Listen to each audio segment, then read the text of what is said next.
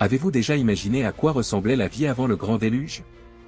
Aujourd'hui, nous allons dévoiler les secrets de l'époque prédiluvienne. Une ère de géants, d'innovations surprenantes et d'histoires qui défient notre compréhension. Rejoignez-nous dans le voyage sacré dans ce fascinant voyage à travers le passé mystérieux de l'humanité. Nous explorerons depuis Adam et Ève jusqu'aux premières villes et inventions qui ont façonné l'ancien monde. Découvrez comment la longévité a influencé le progrès et plongé dans l'intrigante histoire des Néphilim. Mais tout cela a-t-il un impact sur nos vies aujourd'hui? Restez jusqu'à la fin pour une réflexion profonde et surprenante, où nous connecterons ces mystères anciens avec des leçons précieuses pour le présent.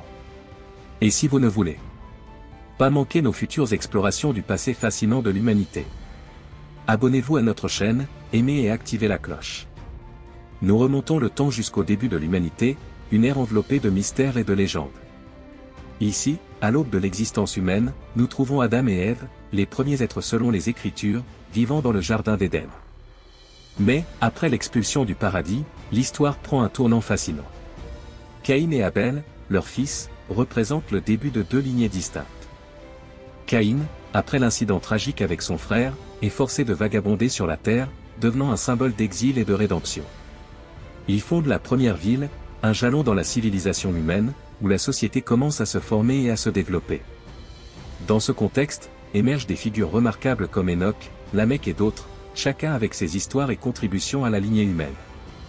La Bible et d'autres textes anciens nous parlent d'une époque où les êtres humains vivaient des centaines d'années, une longévité qui permettait une accumulation extraordinaire de connaissances et de compétences. Cette ère est marquée par des avancées significatives, mais aussi par une distance croissante de la pureté originelle d'Éden. L'humanité commence à s'écarter, entrant dans un chemin de développement technologique et culturel, mais aussi de décadence morale. C'est le scénario qui nous mène au prochain chapitre de notre histoire, l'ascension des Néphilim et le prélude au déluge. Après la fondation de la première ville par Caïn, l'humanité a commencé à emprunter un chemin d'innovation et de découverte. Cette ville, plus qu'un regroupement d'habitations, symbolisait le début de la civilisation organisée, où les gens ne vivaient pas seulement ensemble, mais partageaient aussi connaissances et compétences. Parmi les premiers innovateurs, se distinguent des figures comme Jabal, Jubal et Tubal-Caïn, descendants de Caïn, qui ont révolutionné la vie quotidienne de manière qui résonne encore aujourd'hui. Jabal fut le pionnier dans l'élevage de bétail et le mode de vie nomade, introduisant l'humanité à l'élevage et au pastoralisme. Ces pratiques ont non seulement fourni une source durable de nourriture, mais ont aussi façonné les premières structures sociales et économiques. Jubal, d'autre part, est rappelé comme le père de la musique. Il a créé des instruments musicaux, tels que la harpe et la flûte, enrichissant la culture humaine avec l'art des sons et des mélodies. La musique, depuis lors, est devenue une forme essentielle d'expression et de communication, influençant profondément les émotions et la spiritualité.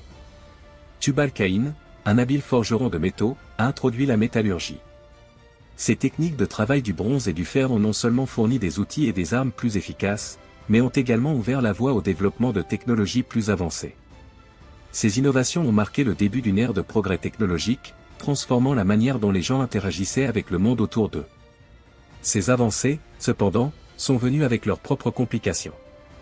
Tandis que l'humanité prospérait en compétences et connaissances, des défis éthiques et moraux émergeaient également. La technologie et la culture fleurissaient, mais souvent au détriment d'un éloignement des principes et valeurs originelles.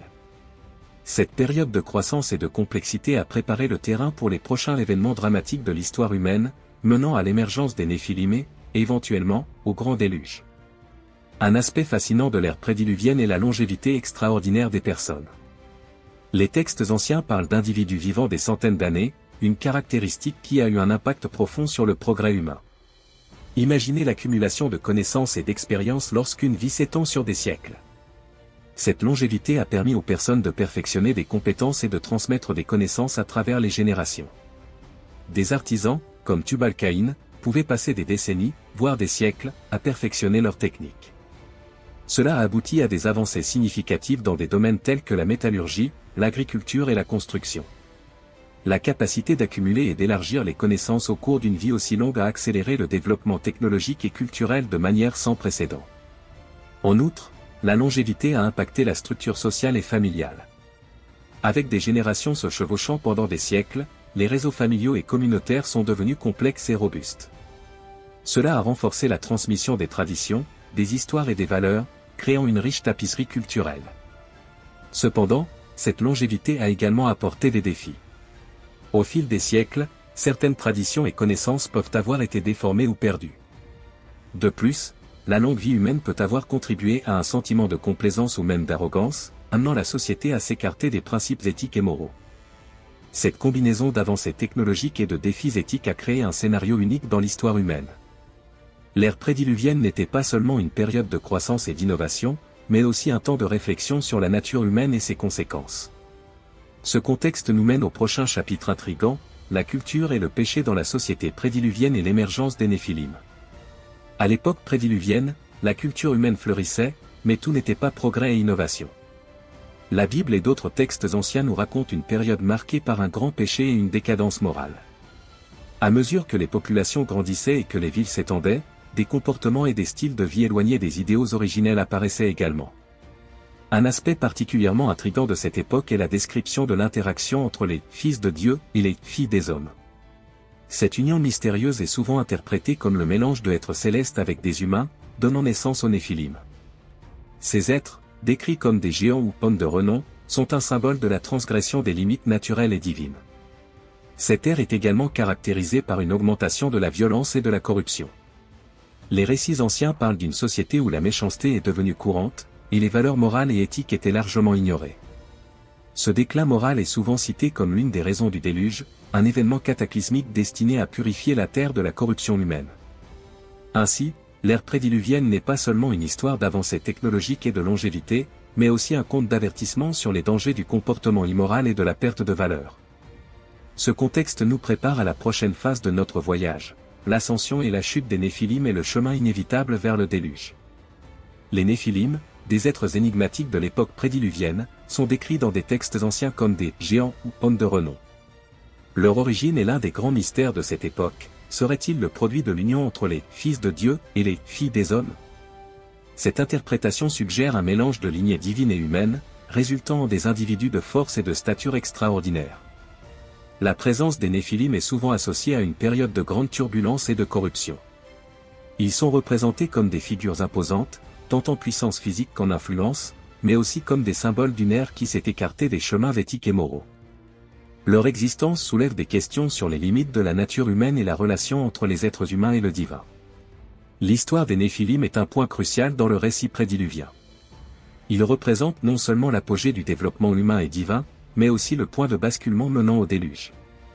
La présence de ces êtres puissants et controversés est vue comme l'un des facteurs qui ont précipité la décision divine de purifier la terre avec un déluge. Ainsi, les Néphilim ne sont pas seulement des personnages fascinants en eux-mêmes, mais aussi un élément clé pour comprendre le contexte plus large de l'ère prédiluvienne. Ils symbolisent l'apogée et la chute d'une société qui, malgré ses avancées et réalisations, a finalement perdu son chemin. Nous arrivons à la fin de notre voyage à travers l'époque prédiluvienne, une ère clôturée par le grand déluge. Cet événement n'était pas seulement un jalon historique, mais aussi un symbole puissant de renouveau et de changement. Le déluge représente la réponse à une société qui, malgré ses avancées technologiques et culturelles, s'est perdue dans des chemins de corruption et d'immoralité. Mais, que pouvons-nous apprendre de cette époque lointaine? L'histoire de l'ère prédiluvienne est un miroir qui reflète des questions intemporelles sur l'éthique, la moralité et la relation entre le progrès et les valeurs humaines. Elle nous met au défi de considérer comment nos actions et choix d'aujourd'hui peuvent façonner le monde de demain. Cette réflexion nous amène à réfléchir sur l'importance du repentir et du comportement moral dans notre propre ère. Dans un monde de plus en plus avancé technologiquement, nous ne devons pas oublier les leçons du passé sur la nécessité de maintenir nos valeurs éthiques et morales. Et maintenant, j'aimerais entendre vos avis. Comment voyez-vous la connexion entre l'ère prédiluvienne et notre monde actuel? Partagez vos opinions dans les commentaires ci-dessous. Merci d'avoir regardé. Si vous avez aimé cette vidéo, abonnez-vous à la chaîne et activez la cloche pour plus de contenu comme celui-ci. À la prochaine.